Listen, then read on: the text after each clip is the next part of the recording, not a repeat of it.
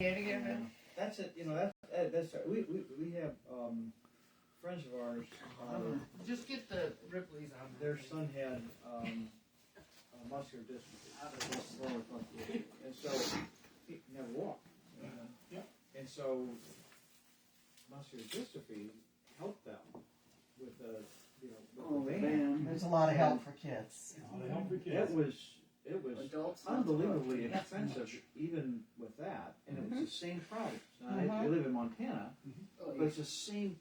It's the same problems about. Yeah, you need to drive it when you're going up for medical appointments and stuff, but you don't want to drive it. As a regular. And so, that's it. You need 4-car garage. And we have no car. We bought this handicap van 8-9 years ago, maybe something like that, and it had like 60-some thousand miles on it. We have about 90,000 now, so that's how many we put on, and that's quite a few trips back and forth to Grand Rapids. It is rusted to death. So I'm going to try to sell it with a motor transmission because it's fine. Not that, yeah. It's not. It runs perfectly fine, but the body is like this. Somebody needs the. It's Carcass. it's that those are challenges. You're right. You don't get the same duration. Well, the frame the van that we have is 23 years old, and the frame on it is not great. I've already had to make one repair on that. But it's reaching the end of its useful life. Mechanically, everything is still working well. I had to replace the rear windshield wiper arm this week. But it's fine. But man, you cannot. The internal parts of the frame that you can't do anything with. Yep. I feel fortunate this lasted this long, but one day it's just going to be an orange smear. You only guy can race what's left of your van. That's what we have in our driveway. You couldn't drive. Underneath that white van when they pull off. Oh, well, yeah, you couldn't drive. The cement is gone. From the rust? From the rust. Every time we slam a door, a little piece of rust falls off wherever we are. Pig pin. We're really hoping for a couple more years on the van. It seems insane to be thinking that. It's got 334,000 miles and it's 23 years old. It's like, oh yeah, we only need a couple more years. Well, come on, Take it to a dealership, see if they give you like an antique credit. Oh, well, I have all sisters. I have sisters. And they'll go, they say to me, Joe's never getting rid of that car, Cindy. Let's hope not. So Pat sends her regards. She wasn't feeling great, and then she saw the weather, so that on top of that was enough. So. Want me to start? Huh? It's already started. Oh, glorious. You shouldn't have that on there. I didn't want to have to get up again, so Yeah. I started. Well, while we're getting started, let me say that my stepmom died yesterday, and so we don't know about arrangements and what things may happen, but Cindy's guarding the phones, and so if she needs to step out, it's not the rudeness of somebody has called me. It's that there may be plans. Well, I got the church phone too. They don't know from 11 o'clock when people call. So. Yeah. We're sorry to hear that. Yeah. Well, I appreciate that. This year, she would have been married to my dad for 40 years. Wow. So she's the new stepmom, 40 years old. 40 years ago, that started to be a while. So my dad, I concerned about him. He wasn't there. He was at the store, so he's all Upset with himself. She fell asleep in her chair and didn't wake up in the morning. So she got up and had breakfast and then fell asleep in her chair. But because he was at the store, he thinks if he could have gone, Everything, yeah. All of the coulda, shoulda, wouldas. Right, and it's hard to. It's hard. I'm hoping that some of that will wind down. Yeah, what a peaceful way to go. Oh yeah, perfect. Yeah. She had breakfast. Okay? I mean, it's not as good as dessert, I'll admit that. But I don't know. I want to go out ahead and eat. But did she have bacon?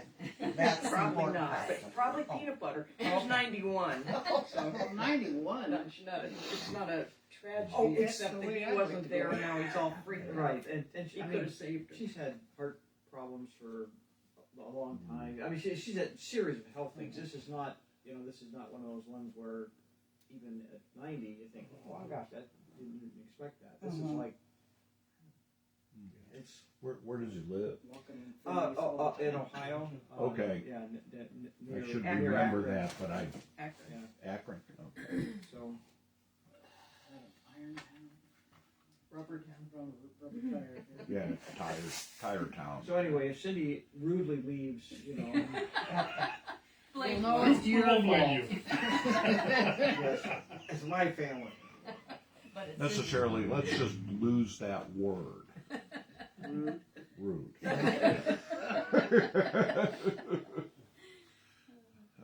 It's all okay. Well, let me open us with a word of prayer, and then we'll kind of work together to see how we want to conclude our study together. Holy God, we thank you, as always, for a sunny day, albeit a little chilly and windy. We like the sunshine on our faces. Bless our gathering today, that we will find new thoughts and new feelings through our United Church of Christ statement of faith. Be with Joe and Cindy as they help Joe's dad and mourn the loss of Joe's stepmom. Be with all who struggle with those aches and pains and battle illness and disease. In Jesus' name we pray. Amen.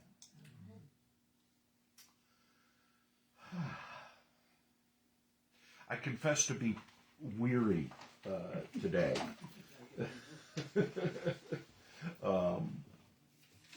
You do realize that Sunday is Palm Sunday, right? The beginning of Palm Week. A busy week for you. So, Or have we ordered palms? Yep. Yes, sir.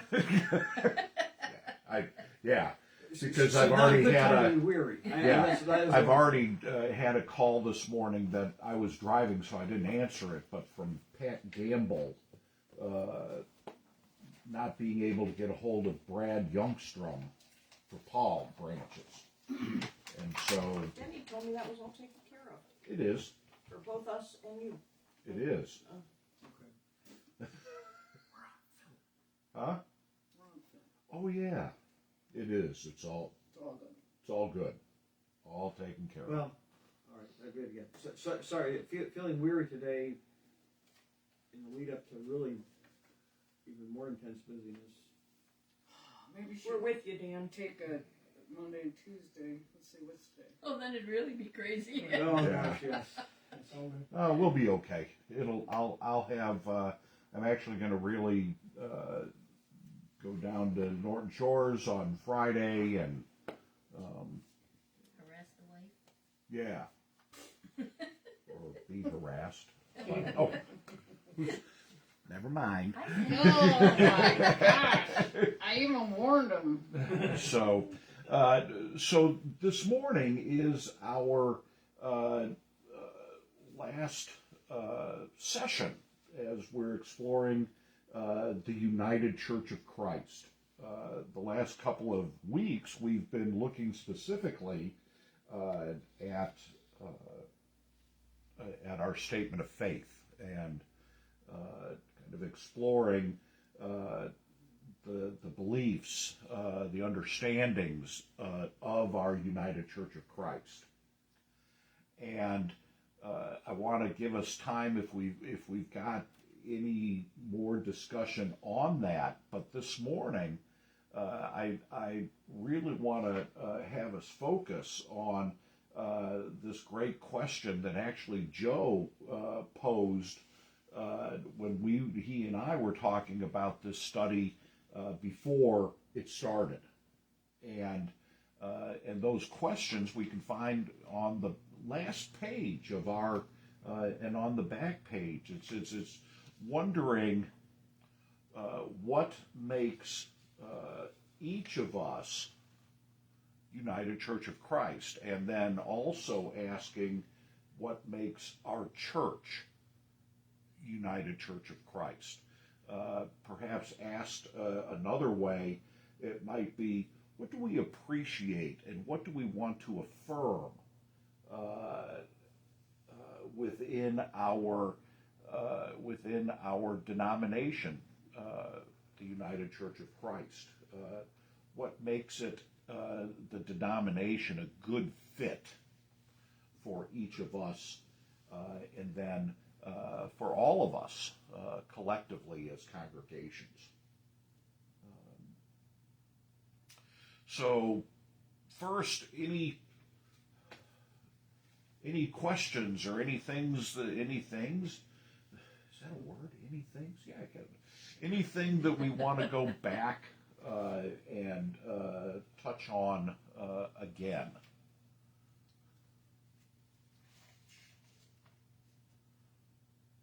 You're kind of thinking of a statement of faith we talked about some in more detail than others, but we sort of, this is the time. Yes. There's a statement of faith question. Yeah. Because I do think we did rather gloss over the last couple of stanzas or clauses within the statement, both about the church and what God promises. And kind of the concluding, I'll call it benediction, or maybe a doxology, blessing and honor, glory and power be unto God.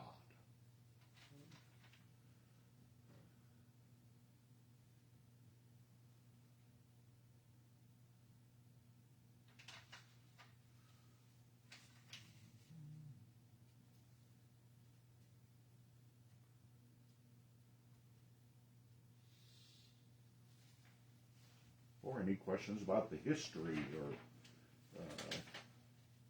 polity that's up on the board.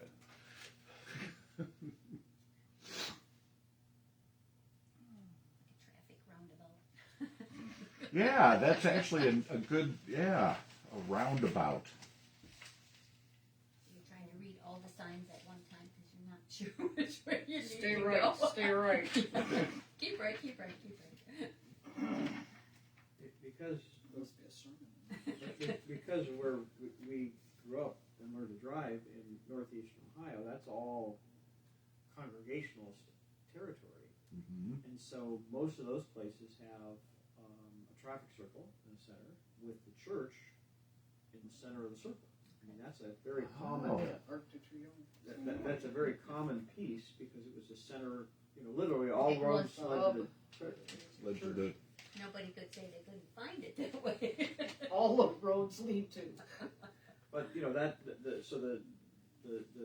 circle in Talmadge was the one that everybody had to learn to drive through. So everybody had to go do that one. And I think there's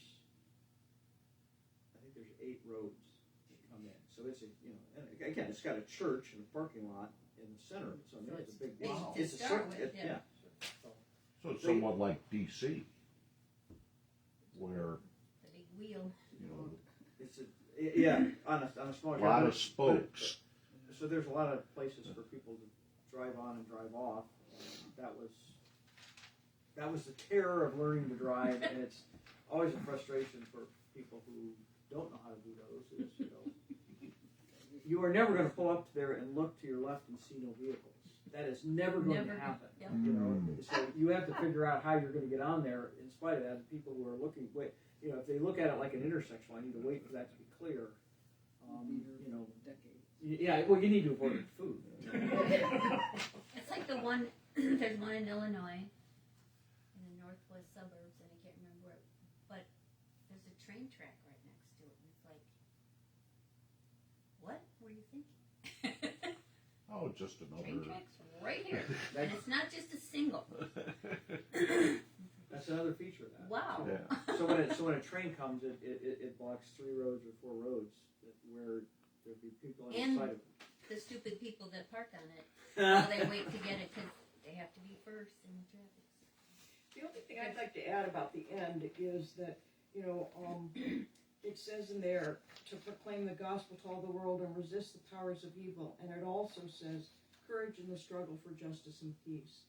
And I think so many pastors, especially this one, are criticized about politics from the pulpit.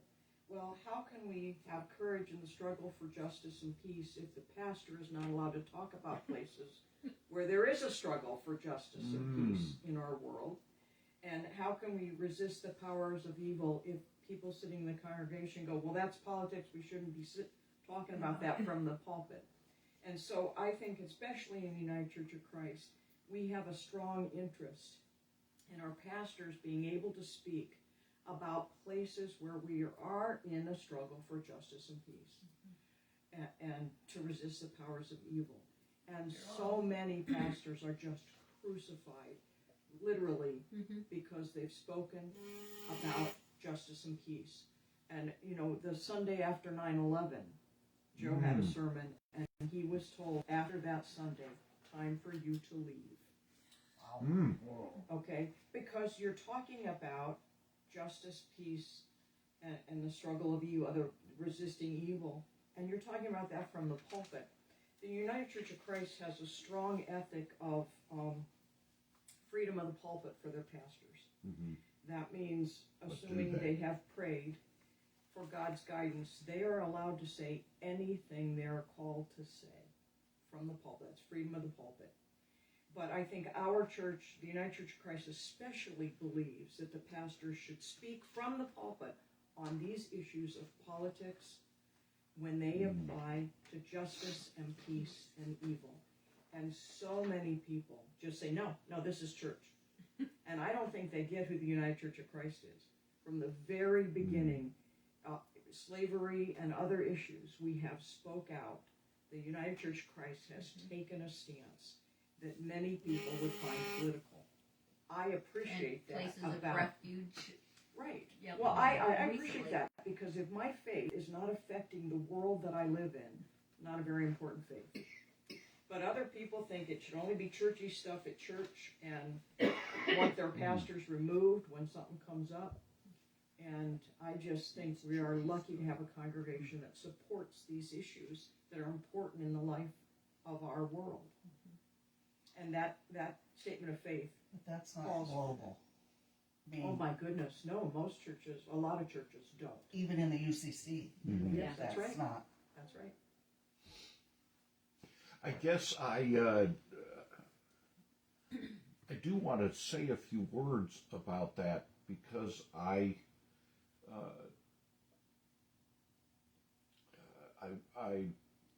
have this notion, actually, for both congregations, that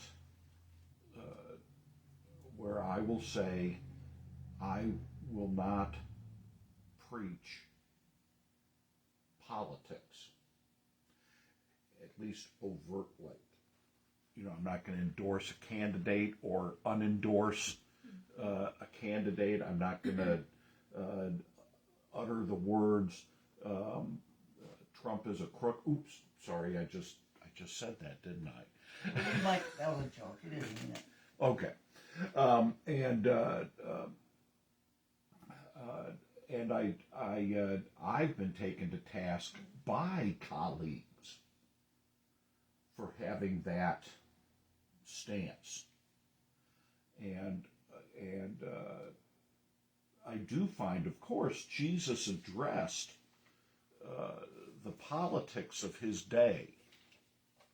He addressed the oppressive. I just lost the word, but occupancy by the Romans.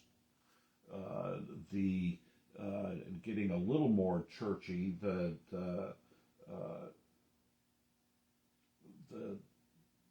Pharisees' somewhat following the Romans so as not to make waves.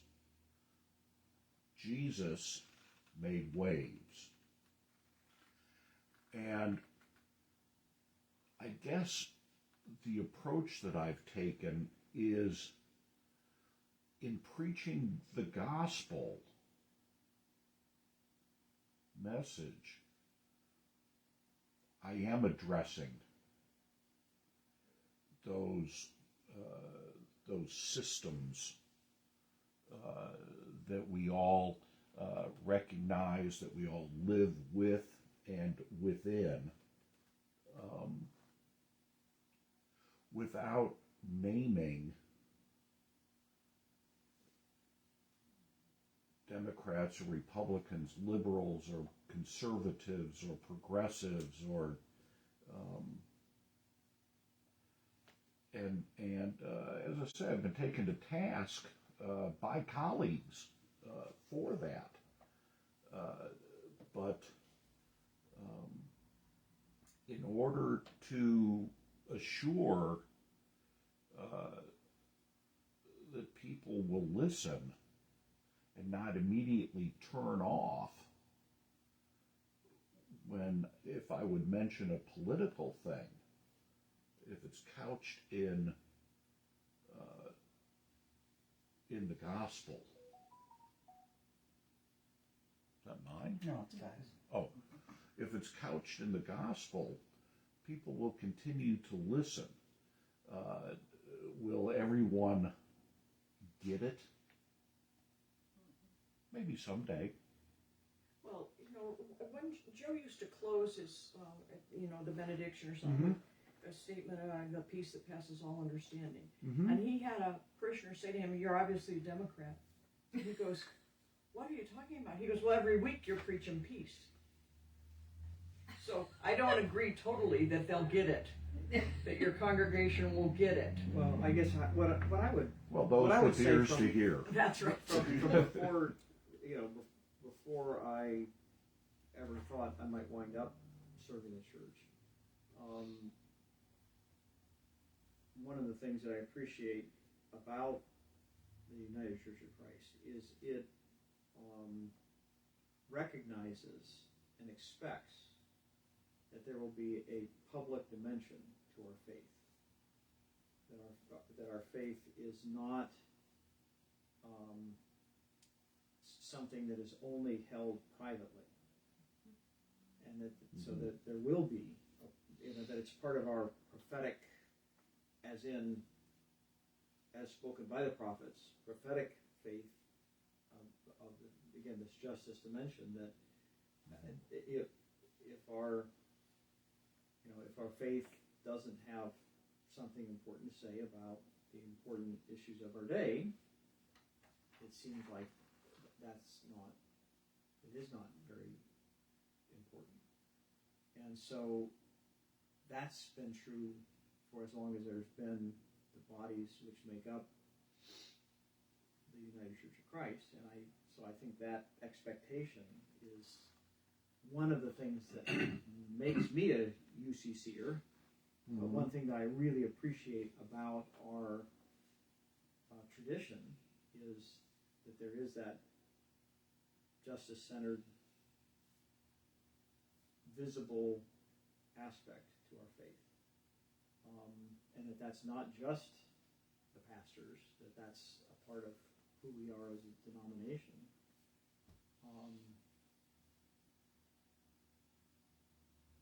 And that is coupled with other pieces.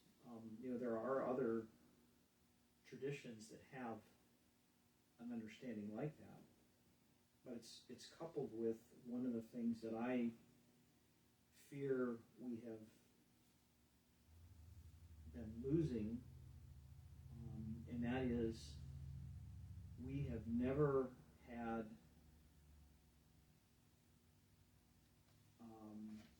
we've always had theological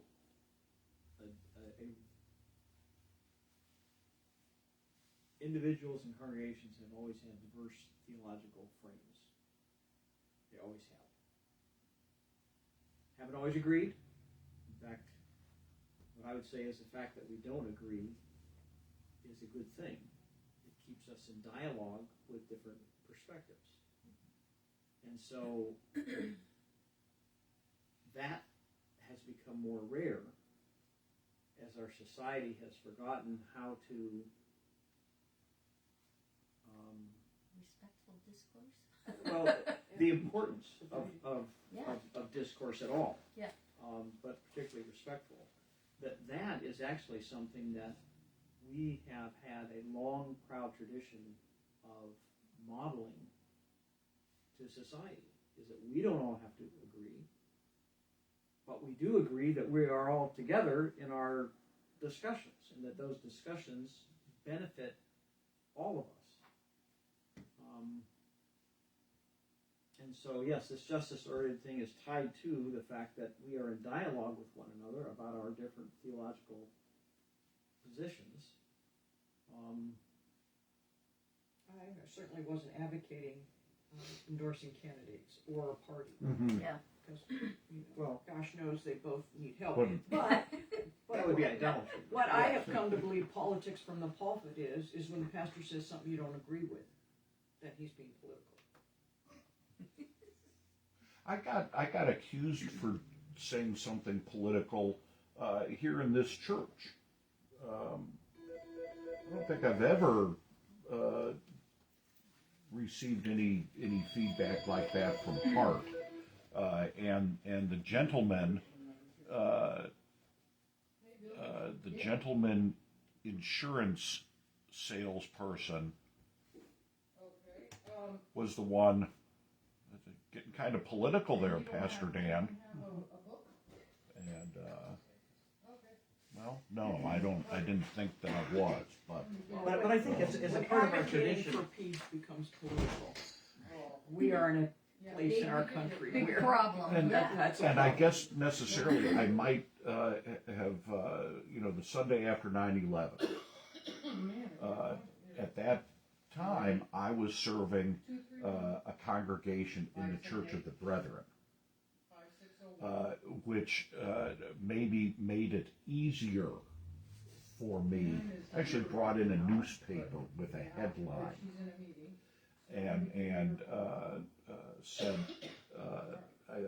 I think I said something like, because it highlighted something, I think it was either Jerry or Pat Robertson Falwell had said that made the front page of the Roanoke newspaper. And I said, we need to cling to the gospel message, and this isn't it. And I held up the newspaper. I say perhaps I was fortunate because the Church of the Brethren, as a rule, is a pacifist church. The Church of the Brethren, perhaps being one of the only denominations, totally denounces Augustine's just war theory. Well, right, Mennonites. There's Yeah, the others. pacifist churches, Right. that's the Quakers. Brethren in all of its different forms, the Mennonites, the Quakers, and the Amish. All war But You know, I is don't want sin. this is kind of blending together with what makes a UCCer, but it was also the end part of the statement of faith, Right, which we didn't right. get to talk about. So it kind of leads Yeah, into yeah, what makes yeah. a UCCer. And necessarily that's part of the reason why I did a pivot and wanted to talk about the United Church of Christ, because I'm not sure that all of us, and given who's been attending, I still wonder if we have a sense of what a UCC person or church really is. Now, at the Congregational polity, We can be whatever we want to be, and we can say whatever we want to say. Although that's not UCC's, one of the, I mean, that's another piece of the UCC, is that we speak to one another, not for one another. And so all those different connections and stuff, so it's not that it's whatever we want to do. We still are in covenant with with other groups, and they can. Thanks. Good. We can speak to them, and they can speak to us, and so that's a different kind of understanding than I think some places. Oh, that's one. Jesus and John Wayne. The one from Ruth. Mm. Yes.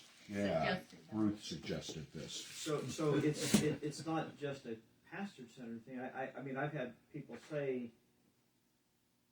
to folks in a congregation, how can you be part of something that has all these public pronouncements that have ramifications for, the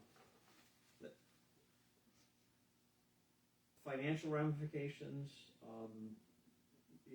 ramifications at the local and state and national level. How can you be part of somebody that says such, things? And yeah, the question is, do you agree with those? That means all you guys agree with those. It's like, well, Don't have to. it's the speaking to and from. There's a reason that folks have come to that conclusion through General Synod and others, which is something that we take seriously. I mean, part of our understanding is each of us can hear the Spirit and discern how Scripture is speaking to us. But when we're gathered in a small group, we have a better chance of correctly sifting the Spirit, because other perspectives will help us with the places where we cannot see clearly. And the bigger that group gets, the more diverse that group is, the more likely we are to hear closer to God's perspective. And so that's a part of what the Reformed tradition holds. But for us, how it holds is those General Synod meetings, which someone is going to this July. That's where we think we best hear the Spirit, because that's the broadest body that is listening for us. Everything that comes out of there doesn't mean that we hear it the same way, but it's not that we just say, well, that's them. But it doesn't mean that everyone hears the same thing. And I think it's part of what I appreciate, but it's confusing to others. Mm-hmm. Yep. Because we're preaching green politics. Well, that's, I was just going to say, what I think is not fair is if conservatives preach from the pulpit all the time about politics. But if a liberal person does that, that's politics from the pulpit. If a conservative person does that, that's just, we care for our children. We don't want them looking at Michelangelo's David. That's porno.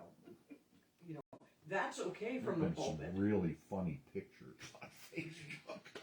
Well, that's what grates me, is because they're allowed, because it's protecting the children or our world or our country.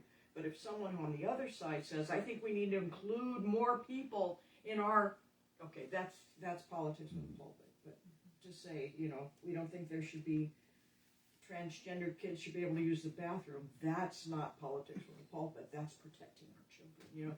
It really grates me, because conservative churches often preach politics from the pulpit. Their politics. And you best believe it. That's right.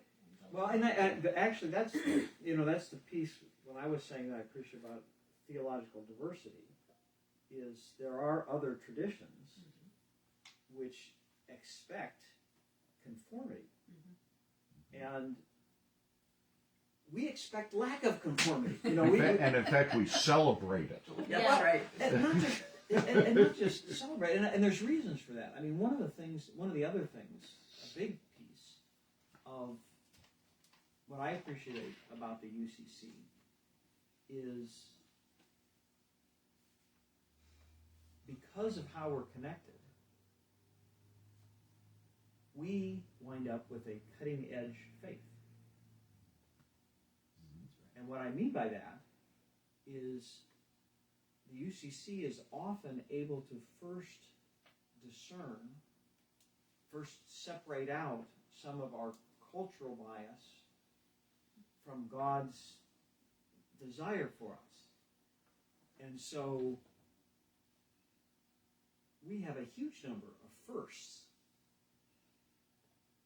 And not, the excitement isn't being first, it's that our way of understanding leads us to discern things that the wider church often, or big parts of it often eventually catch up with. And so I think that's something to be celebrated. You know, who ordained the first woman as a pastor? Who had deacons that were women first? Who ordained the first person of color as a pastor? Who was the first tradition to say that participating in slavery was not consistent with the Christian faith? Even though you can find slavery a cultural norm in the Bible. Very, very clearly. Yep. But the point is. But God is still speaking. Well, so the point is there is something about how we hold our faith that allows us to be in those places that many other traditions eventually catch up to. And again, there's more of those kinds of things, but it's that aspect of it's not pride that we do that. It's because that has consistently happened so many times through our history. There's something about how we are that is a gift, because we can discern things that others discern also. We just are able to be, again, our prophetic witness is how we pronounce those things, but we somehow, and I don't think it's an accident. I don't think it's an accident that we come up with that. Who is the churches that had the most active participation in the Underground Railroad? That's us. I think, Pastor, at one point you mentioned about the Amistad, which, I don't know. It's a decent movie. But it's a violent movie too.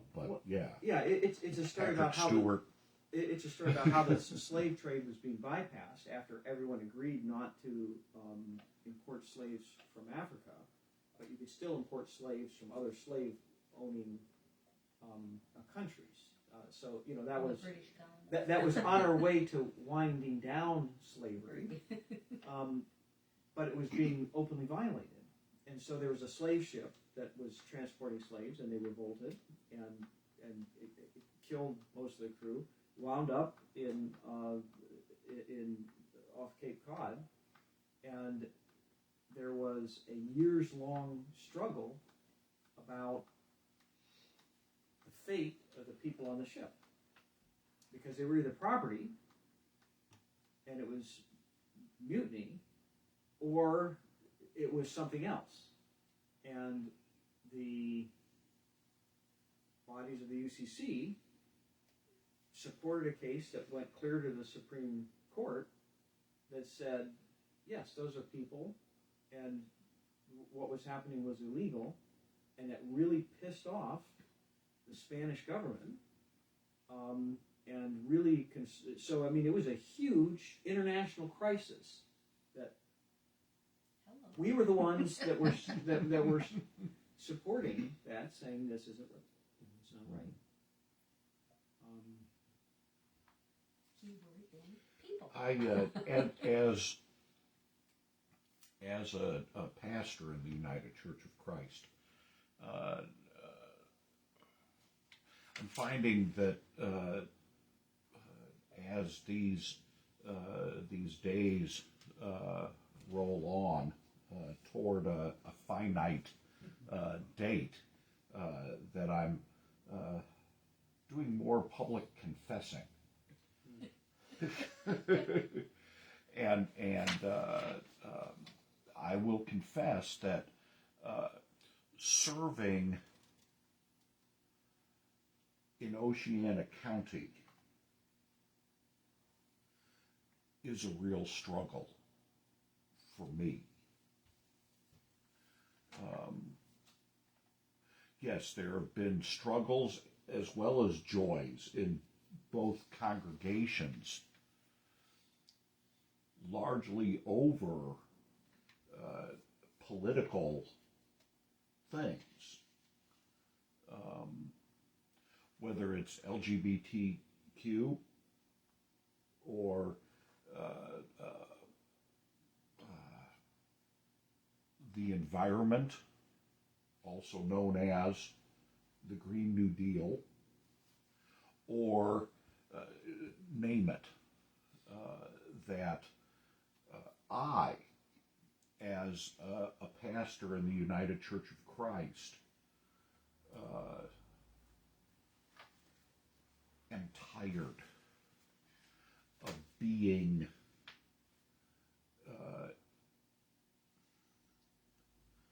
I don't think I want to use the word minority, but I'm at a loss to come up. I'm tired of the constant struggle, even though that's part of who and what I am and we are.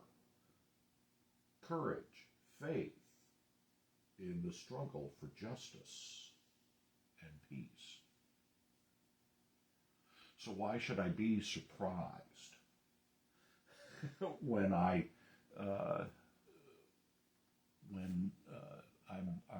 perpetually confronted with injustice and minimally verbal violence?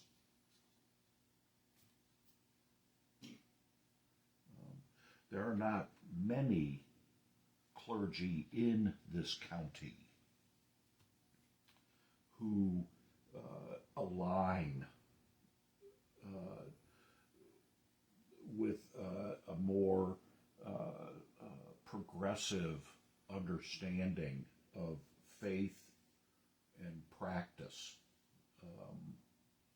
Perhaps I can name them on one hand. Joe. Well, I'll say Pastor Vaughn at Centenary, Pastor Sid now at Hart, Pastor Bev, Pastor Sarah. And that's it. I encountered the new pastor. Karen and I were down at. Mention that one. Karen and I were down at White Lake Assisted Living yesterday, visiting Dorothy Farr, Mary Morningstar, and Pat Wines wandered by. It was. You guys won't understand this, but my God, I felt like I was doing the children's story again this past Sunday morning. It was a circus One can't see. of old folks. Yeah, one can't see, one can't hear, and one is Can't see or hear. it's just out there. And in the mix of this was the new pastor and spouse at St. Stephen's Lutheran. out in Benona, Missouri Synod Lutheran. And they heard me talking about Shelby and so introduced themselves. And I mentioned to him that Mary, who was sitting at the table to my right, was blind. She's, you know, how old is it? 98. 98? Yeah.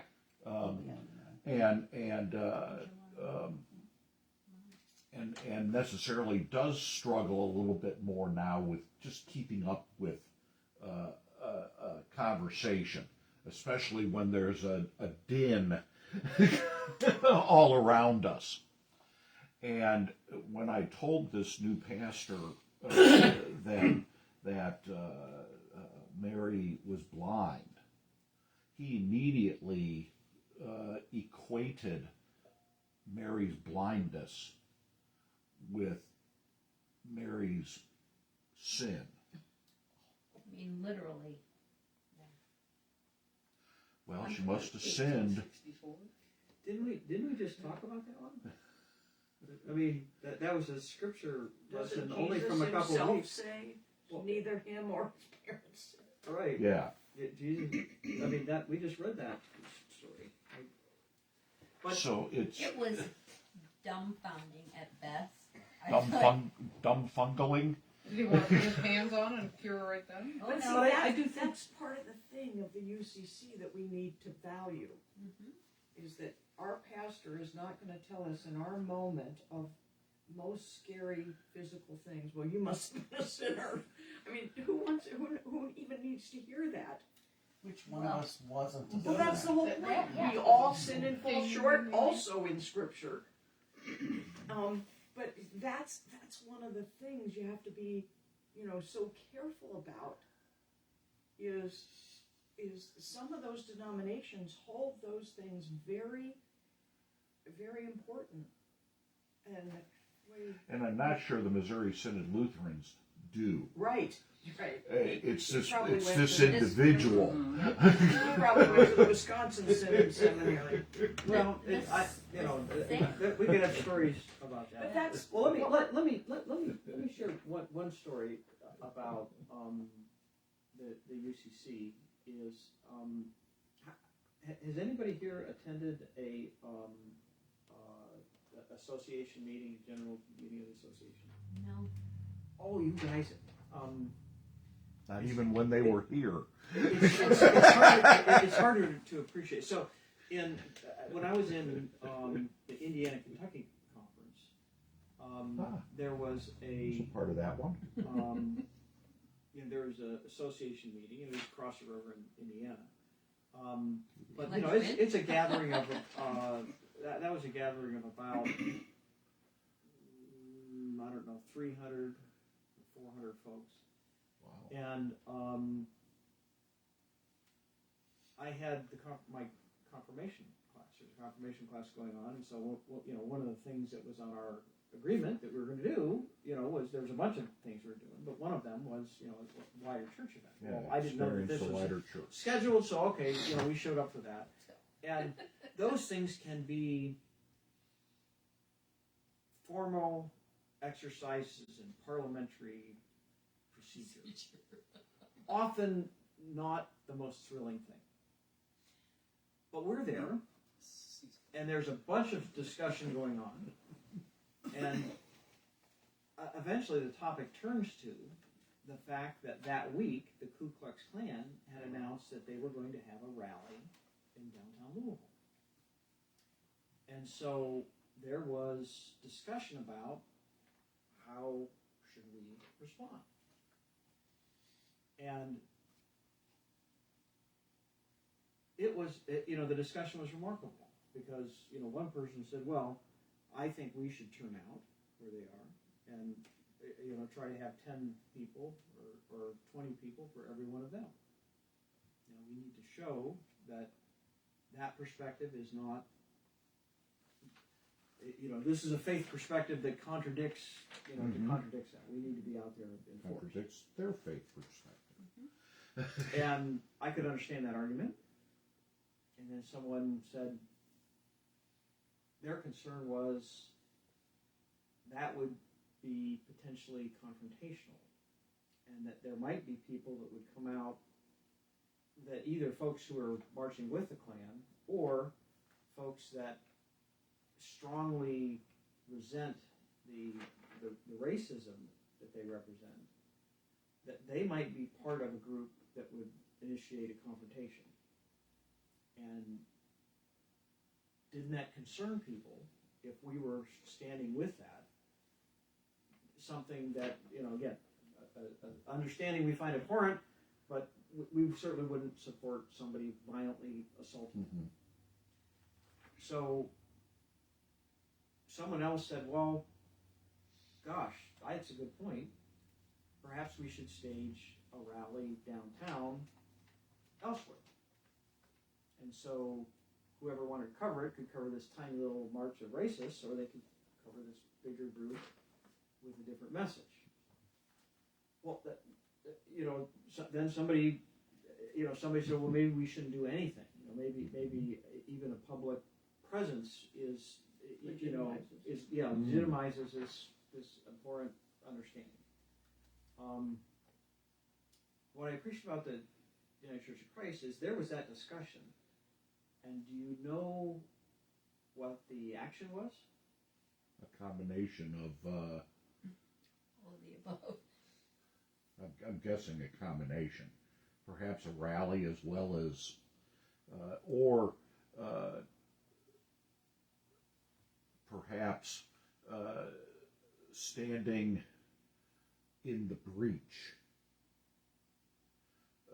discounting both the Klan and the violent protesters against the Klan, because neither is in keeping with the gospel message.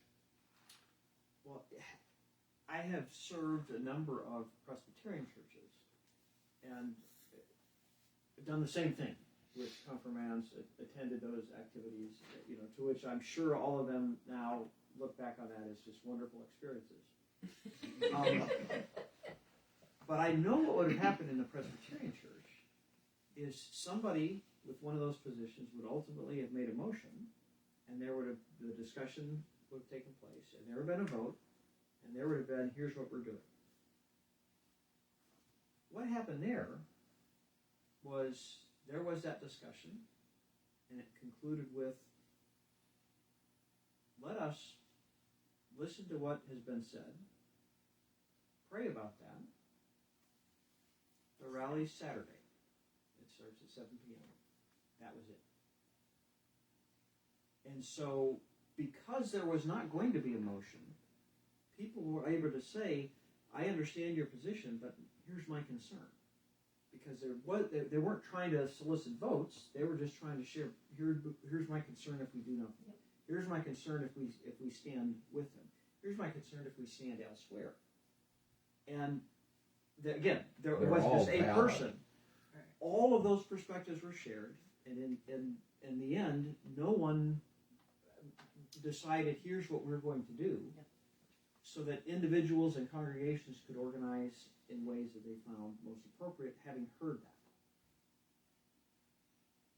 that. Again, I'm sure that those folks that were, those confirmands didn't appreciate that, but I thought that was one of the best exercises that I've ever seen about the difference between a tradition that speaks to one another and one that is structured with a formal understanding. Again, Presbyterians are our fellow traditions, mm-hmm, like the Reformed Church or the Christian Reformed Church, fellow cousins in faith. But I'm sure all of those traditions would have come up with, here's what we're going to do. And that is not what happened. And it was a great discussion in the car on the way home. Why did they do that? Why didn't they do that? What was that all about? And how come they made no decision? Sounds like an extraordinary confirmation class, too. Mm-hmm. Well, who could have ever, if you wanted to script one of those, you'd have, Yep. I've never, that's the only meeting like that I've ever attended, even though there's been really important things that have been discussed at other places, that's the only meeting like that I've ever attended. And I thought, how perfect was that? So the theological diversity, the talking to, not for, the listening in a wider group, the bound together, but by recognizing we're all Binding part of in covenant.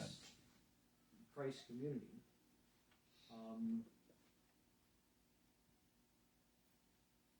Yay, UCC. Get your flags and your pom-poms.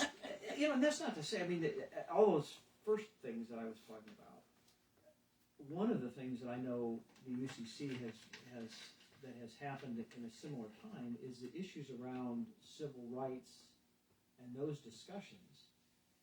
The UCC has some firsts there too. And some of them were legal actions. We were part of a lawsuit that stopped TV stations and radio stations in the South from broadcasting news about what was going on with civil rights.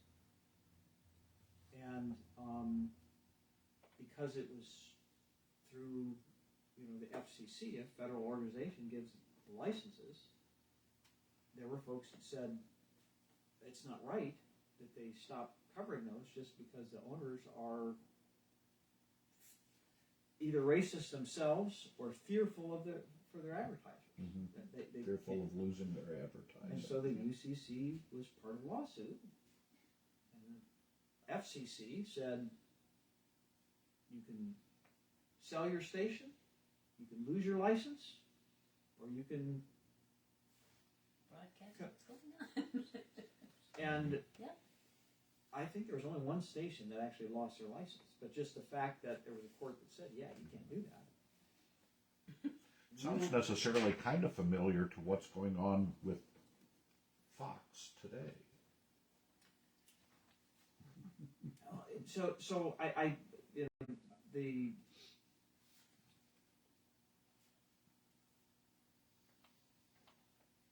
all of the issues around civil rights, I think there were folks who really disagreed with that and saw where the UCC and other churches like that saw where they stood and saw that as problematic. And so I think that there's been, for some, a reluctance to claim that history that brought us to that, which I think is a part of our strength. I think that's the lamp hidden under the basket. We don't want to do that.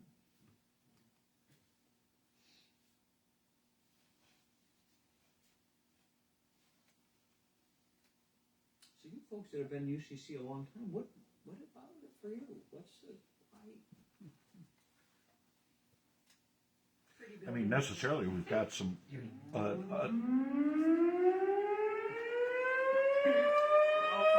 Pause. Hello? Station break.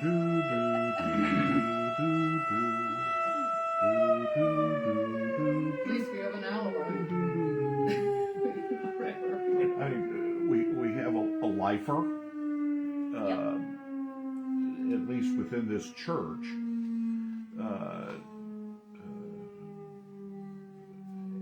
And we've got a relatively new person to the United Church of Christ. And we've got some 25 years. middlers. What tradition? So you grew up not just at the UCC but here. Right. What tradition did you guys? Were you raised? Okay, Christian Reformed Church. Both of you. No. Oh, I was no. on the fast track to hell. Right, so your family. So your family wasn't involved in it. No, I remember 2 or 3 times going to church as a kid. But I grew up in the valley as a Catholic, so I was on my way down. Way to the smoking section. Yep. And it's a highway. It's a I grease was slide. I thought it was a slide. Grease slide. It was, yeah. with high sides, no crawling out. We're on the way down. Guardrails. So Well, this they is can't get up. it's AC/DC that thinks it's a highway. I believe. That's right. Highway. And what tradition? Evangelical Covenant, offshoot in 1885 of the Lutherans. Yeah, Evangelical Covenant Church. Yeah. Between UCC and CRC. My grandparents. And Laura does have, and correct me, does have a MATH, Master of Theology. Yeah, well, no, Masters of Religious Science. Okay. Yeah, so from their seminary in Chicago. So. And I have grandparents that one was housed here, the other were Reformed Mennonite. Interesting combination. Mom grew up a Baptist. Dad's been a Covenanter his whole life. So we lived in Michigan. We didn't have an active Covenant church. One of the historic buildings in Mears is a Covenant church. Well, the Covenant Church where I served further north, it was a small community, we did a pulpit exchange during Lent. We told them. And the Covenant Church was the one who Didn't want Joe or a woman. the only way that I led worship there is the other alternative was a Catholic woman, lay educator, and I think in their order of How many strikes against? yes. I had many, but She not was quite the as lesser of all you. Yeah. Yes. You were the least worst. For the worst group. You know, one thing I would say is this room is probably not atypical. And what I mean by that is in our journey, we grew up in the United Church of Christ, but we've also belonged to the Presbyterian Church. Methodist. We've also been members of the Methodist Church. But that's because we moved and there were small communities and. You have a lot of choice, yeah. Yeah, we lived on Grand Island in New York, you know where that is, in the river. It's in the river. And, yeah, we went to the Methodist church there. But I would suspect many people that attend or are members in the United Church of Christ have similar kinds of journeys. I mean, I attended a Baptist seminary for part of my seminary education. American Baptist, but, you know, Where all the American Baptist students were in the minority. actually, So that was an interesting experience. But yeah, because there were more Baptists than there was any single other group. But there was a group of Methodists and a group of Presbyterians and a group of others that all together were bigger than the Baptists. But I think that's much more typical of what we find in congregations is people who have journeyed through other traditions, not necessarily brethren, but Right. You know, Very other much a transplants and so I think that makes how do we share, how do we understand our story, how do we understand what is we see as a strength, how do we share that with people? So well, and I try to put in celebrating our diversity, I try to use a colorful tapestry that is put together by is made by the creator, the ultimate quilt maker, or help me, Judy, with the right. We're just a beautiful. Yarn. We're just a beautiful tapestry of color, and part of my understanding comes from when I was in Northwest Indiana, probably my best friend slash colleague was John Jackson. And John was the pastor of the new church start called Trinity United Church of Christ, Gary. It was a church plant from Jeremiah Wright's Trinity UCC on the south side. And I've learned through meeting and talking and learning from John and his congregation that the idea of not seeing color isn't necessarily a good way to go. Instead, see all of the colors and celebrate them. And that's where I get the notions of colorful tapestries and not necessarily rainbows and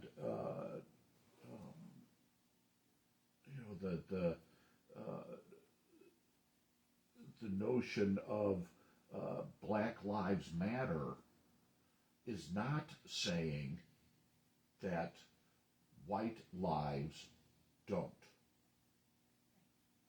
It's a lifting up of people of color. All the colors. But it's a recognition that the people of color have been ostracized, ignored, oppressed. Yeah, give me some more negative. Completely disenfranchised. There you go. Want me to keep going? And so it's yes, we're struck with, well, yeah, Black Lives Matter, and folks that say, well, all lives matter, and it's more of a combative notion that only Black lives matter. Well, I'm not black, and I matter, and it's a I try to work at the idea of all people matter.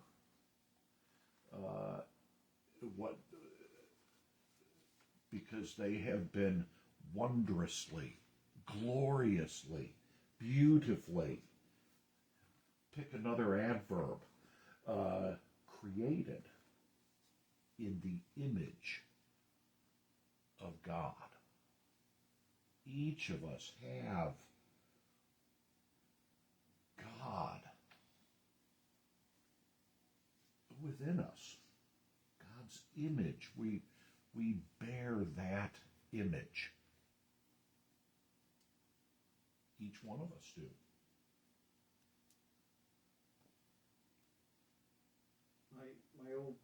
Our old stomping grounds in Wisconsin, in Waukesha,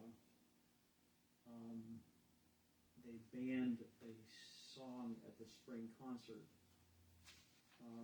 because it mentioned the rainbow. And the school system has decided that that's controversial, and therefore it was banned. And I think in this room we might look at that and say that seems problematic, and I think it is, because that's a kind of issue that. That's a buzzword. Come on, Somewhere Over the Rainbow is one of the classic American songs of all time. Some people say the greatest movie song ever. Somewhere Over the Rainbow. Come on. Are you going to ban that too? Well, it mentions rainbow, so what? Might have to. Well, I work out at Trinity. I've gone out there for years at the food pantry, and I got taken to task because you're giving all of our food away to those people, and they're not even Americans. And I'm going, what? those Spanish people. I go, no, it's not. Have you ever been there? Pretty much we all came from somewhere else, and people don't want to admit that. I mean, the true people who could say this is our land, you know, we killed them. But the bigger point there is that move the remnant to reservations. That's right. That's right. the bigger point is that there are hardly any that come there. I said, well, I'm sorry, but it's 95% white people. With their nails done and better cell phones than me. Really? But not every time, right? You go, no, I've been there for like 14 years. I can speak to that. Somebody asked me if I wasn't And afraid to let the it immigrants is in because they some had of disease. those I said, they just walked 2,000 some miles. of those I hope they're battles in this county. Mm-hmm. And this county isn't necessarily unique, but this county that It gives you a good idea of I grow weary of those types of, well, I might go so far as to say ignorant conclusions about folks. I guess the question is, how do we, as a UCC, witness to that, and does that add something to our, is that part of helping Christ's kingdom come? Well, in this church, we've started our community breakfast, and there may be a few Hispanic, or I think the new Latinx is the that attend, that come and appreciate a warm meal and some warm fellowship. conversation. Mm-hmm. More likely than not, they speak better English than most people who are educated here, and they probably grew up here. I was going to Live here their whole life. Most of them We're are into certainly second and third generation. Right. Yeah. Right. So Yeah. they're just the Italians of, That's- 1876. well, I did in this ongoing And food those are pantry just the Irish. Yeah, exactly. conversation when I finally I was kind of at my wit's end with getting the point and having it visual, and I finally said, as a matter of fact, there are people from this church that go there. And they went, what?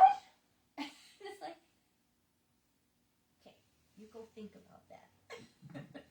But then I think Oceana County is a conservative county. We often joke that we're the only progressives in Pentwater, in all of Pentwater. Well, you're not. You got Vaughn now. Partly your Tom and tiredness Kitty. might be that you're 65 now. I know. For us, it was also part of, not just the county, but you're just worn out after however many years. Well, you've then been you fighting. pop COVID on top of it. Oh which man, I don't know how he did it. We were so glad Joe wasn't in polarized. church when COVID hit. Just became such I a learned a lot. polarized- We did learn a lot, but oh man, It was more divisive than some of the wars we've had. it was. Yeah. I mean, because we were all in it. When somebody goes off to fight in Vietnam, and they have their experience, and they come back with PTSD, we attribute it to being somewhere else. Mhm. And this came into our yards and had the war here. First time for us, Yeah. except for the Civil War. And Those people weren't around to give us any pointers. yeah, but we continue to repeat. Who said it? We talked about this, I don't know, maybe a couple weeks ago. Those who ignore history are doomed to repeat it. We progress, but we are so slow. Even wears you out. UCC. Yeah, and it does wear you out because we're trying to progress. We're trying to be Christ-like. We're trying to yes, listen and pray, but you need to move along. And Because over something Excuse that me, I have happened to- 15 I'm years gonna run ago and get a book. with a completely different group of people, but yet it's here, it's now, and we're gonna have a battle over it. Sometimes the UCC is accused of being intolerant of the intolerant. Okay, And that one I go, I'll yep, buy that. yep. I subscribe. You know, we might say that that's what we hear from the prophets and from Jesus. You know, the group that he was intolerant with were the ones who were being intolerant of others. So maybe we come by that. But again, I think that the point is how does this all tie together? And again, our history is not, you know, it's not all to be proud of, right? I mean, we I think were one of the first churches that recognized we had committed genocide with Native Americans. And, you know, that doesn't make the genocide less, but, you know, we did that, you know. You remember the witch trials, right? That was us, right? I mean, we... Genocide against women in that case, you know. Hello? You all right? So I think... A lot of gravity over there. So I think there's lots of pieces in our tradition that help inform us that, you know, I would like to think we learned from those things. And the question is, how do we witness that? How do we share that? How do we make that a part of our Every day, congregation, all the time. so that people see that as, oh yes, that's what it means to be here. Is that our closing prayer, Dan? It is somewhat. In a lot of our sessions that we've had, I keep thinking back to, this past Sunday I cited Walt Brueggemann and his scholarship and authorship of actually many commentaries, but last Sunday was the one that he wrote on the book of Psalms. This is another UCC guy, the Niebuhr boys, and also from the evangelical strand, as was Walt. But I consider this book a classic, and I think it seeks to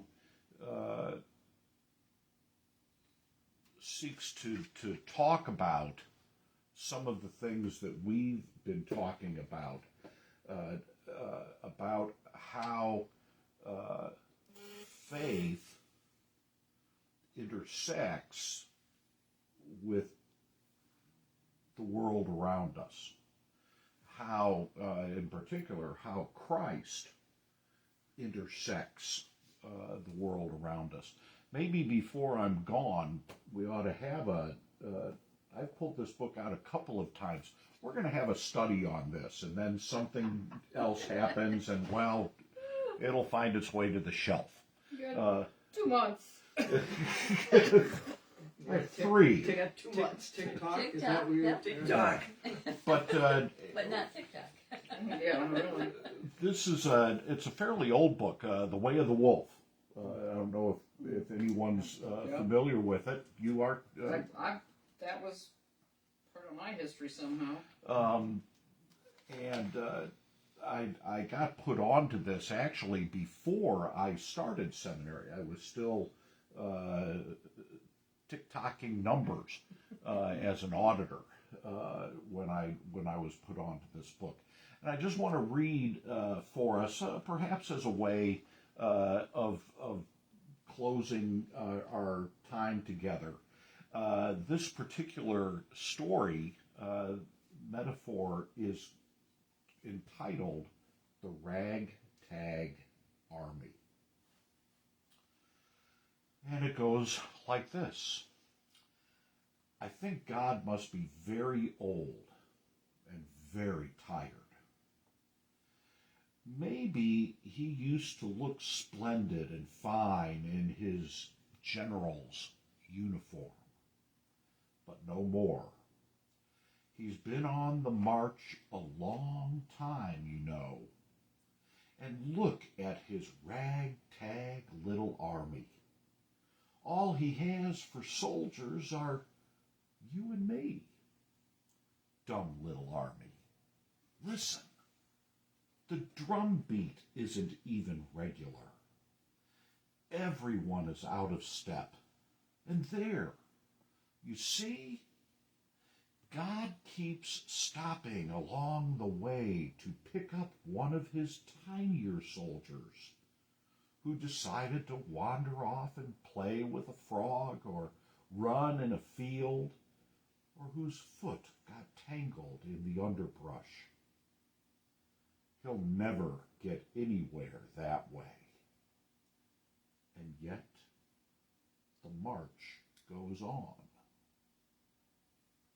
Do you see how the marchers have broken up into little groups? Look at that group up near the front. Now there's a snappy outfit. They all look pretty much alike, at least they're in step with each other. That's something. Only they're not wearing their shoes. They're carrying them in their hands. Silly little band. They won't get far before God will have to stop again. Or how about that other group over there? They're all holding hands as they march. The only trouble is that the people on each end of the line, what happened here? Is the people on each end of the line. Pretty soon they realize that one of their hands isn't holding on to anything. One hand is reaching, empty, alone. And so they hold hands with each other, and everyone marches around in circles. The more people holding hands, the bigger the circle. And of course, a bigger circle is deceptive. Because as we march along, it looks like we're going someplace, but we're not. And so God must stop again. You see what I mean? He'll never get anywhere that way. If God were more sensible, he'd take his little army and shape them up. Why, whoever heard of a soldier stopping to romp in a field? It's ridiculous. But even more absurd is a general who will stop the march of eternity to go and bring him back. But that's God for you. His is no endless, empty march. He is going somewhere. His steps are deliberate and purposeful. He may be old, and he may be tired, but he knows where he's going, and he means to take every last one of his tiny soldiers with him. Only there aren't going to be any forced marches. And after all, there are frogs and flowers and thorns and underbrush along the way.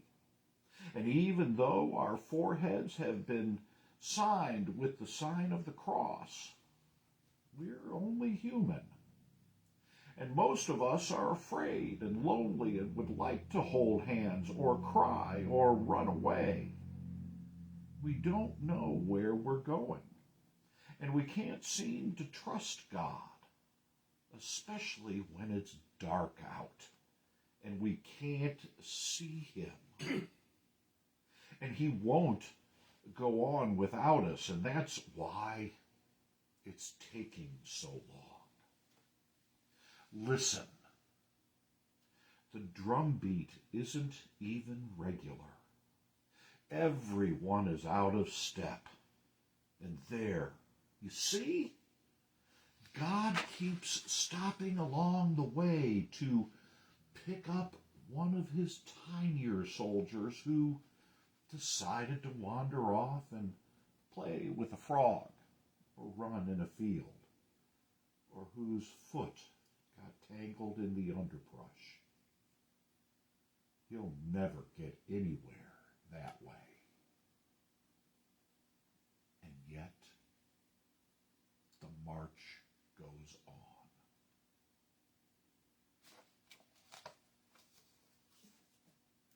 So, and yet, our march goes on. Our march as individuals, our march as families, our march as friends, our march as brothers and sisters in Christ, our march as congregations, and our march as associations, as conferences, as the wider church. Whether it's 1 or 1 million, the march goes on. And our call is to march on. March on, knowing that we're created and we are blessed by God. That we are called to share God's love, not just receive it and go on, but receive God's love and share it with anyone, with everyone whom we encounter. That's the United Church of Christ. Amen. Amen.